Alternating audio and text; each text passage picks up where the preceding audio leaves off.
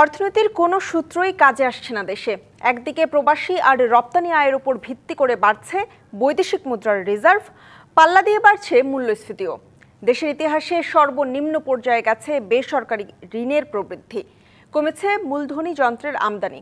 উৎপাদনশীল খাতে নতুন বিনিয়োগ না হওয়ায় হচ্ছে না কর্মসংস্থান, বাড়ছে বেকারত্ব।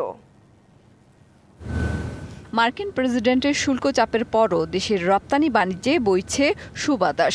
2025-26 অর্থ বছরের জুলাই সেপ্টেম্বর প্রান্তিকে রপ্তানি বেড়েছে তার আগের বছরের একই সময়ের তুলনায় 5.64%। যদিও একক মাস হিসেবে সেপ্টেম্বরে রপ্তানি খানিকটা কমেছে।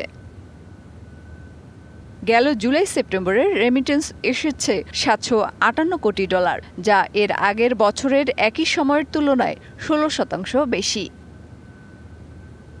রেমিটেন্সের উপর ভর করে চাঙ্গা দেশের রিজার্ভ পরিস্থিতি। রিজার্ভে স্বস্তি ফিরলেও উল্টো চিত্র দেশের বিনিয়োগ ও বেসরকারি খাতের ঋণ প্রবাহে।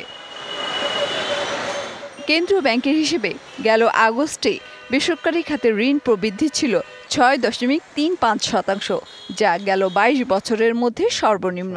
এ সময় ভোগ্যপণ্যের আমদানি বাড়লেও গতি নেই উৎপাদনশীল খাতের মূলধনী যন্ত্রপাতি আমদানিতে। আমাদের ক্যাপিটাল মেশিনারিজ আমদানি, সেখানে নেগেটিভ গ্রোথ আছে। আমরা দেখছি যে আমাদের ব্যক্তি খাতের যে ঋণের যে প্রবাহ, সেটা খুবই স্লথ। 25 বছরের ওয়ারেন্টিযুক্ত দীর্ঘস্থায়ী দরজা প্রোটেক্টর, আধুনিক ও মজবুত দরজা। উদ্বুদ্ধ পরিস্থিতির জন্য ব্যাংক খাতে নেয়া কেন্দ্রীয় ব্যাংকের সংস্কার পদক্ষেপ ও রাজনৈতিক অনিশ্চয়তাকে দায়ী করেছেন ব্যবসায়ীরা। ব্যাংকে টাকা নেই, ইন্টারেস্ট হাই। এই বর্তমানে ইন্টারেস্ট নিয়ে তো আমি ইফেক্টিভ হচ্ছে না, কম্পিটিটিভ হচ্ছে না।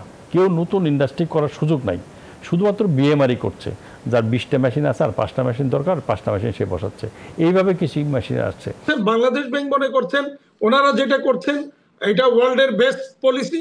একটা দরিদ্র স্বল্পোন্নত দেশের পক্ষে ওয়ার্ল্ডের উন্নত দেশের যে পলিসি, সেই পলিসি দিয়ে কি এগুলো সম্ভব?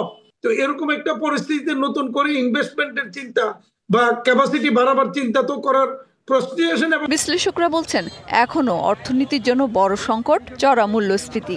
বিনিয়োগ কমে যাচ্ছে, এর একটা প্রধান কারণ হচ্ছে আমরা মূল্যস্ফীতিকে তো নিয়ন্ত্রণ করার চেষ্টা করছি, এই জন্য সেন্ট্রাল ব্যাংক সুদের হার বাড়িয়ে রেখেছে।